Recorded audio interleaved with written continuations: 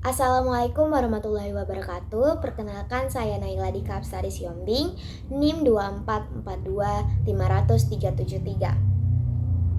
Di sini saya akan menjelaskan tentang hukum internasional yang menjadi 6 subpoin yang saya akan jelaskan. Yang pertama ada definisi hukum internasional, yang kedua ada status hukum internasional, yang ketiga ada ruang lingkup hukum internasional, yang keempat ada tujuan hukum internasional, yang kelima ada sumber hukum internasional, dan yang terakhir ada subjek hukum internasional.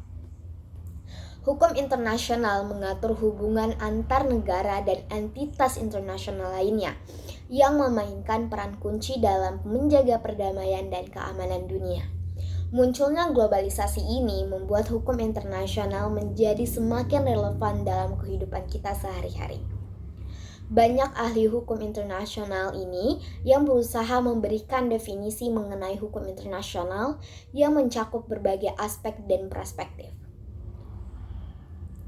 Definisi hukum internasional menurut Marriage de Vattel dan Hopworth. Vattel mendefinisikan hukum internasional sebagai ilmu pengetahuan tentang hak-hak dan kewajiban yang ada antara bangsa-bangsa atau negara-negara. Hopworth juga menambahkan bahwa hukum internasional adalah sekumpulan aturan yang mengatur hubungan antar negara-negara.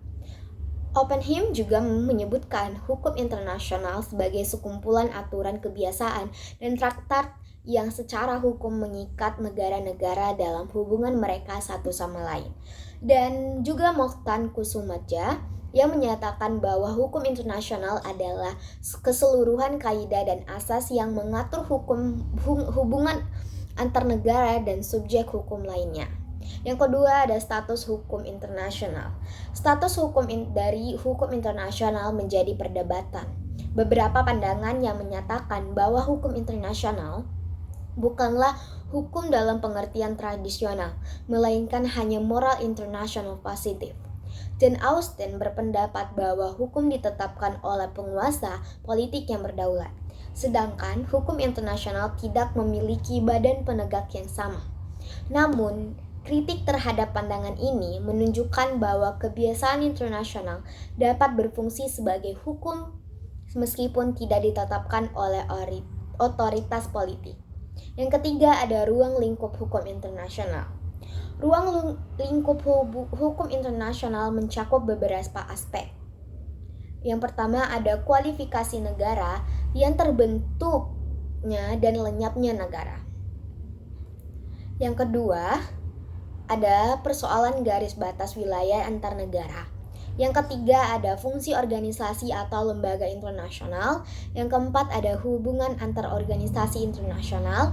Yang kelima ada hubungan antar negara dengan organisasi internasional.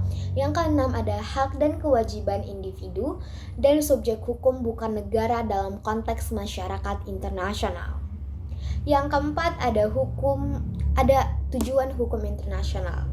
Hukum internasional bertujuan untuk menciptakan keadilan dalam hubungan antar negara serta menjaga ketertiban dan keamanan global. Ada 5 nilai dasar sosial yang dijaga dalam hubungan internasional adalah keamanan, kebebasan, ketertiban, keadilan, dan kesejahteraan. Yang kelima ada hukum internasional. Sumber-sumber hukum internasional yaitu meliputi 1. Kebiasaan internasional, yang kedua ada traktat, yang ketiga ada keputusan pengadilan atau badan arbitrasi, yang keempat ada karya-karya yuridis, yang kelima ada keputusan organ-organ lembaga internasional, dan yang terakhir ada subjek hukum internasional.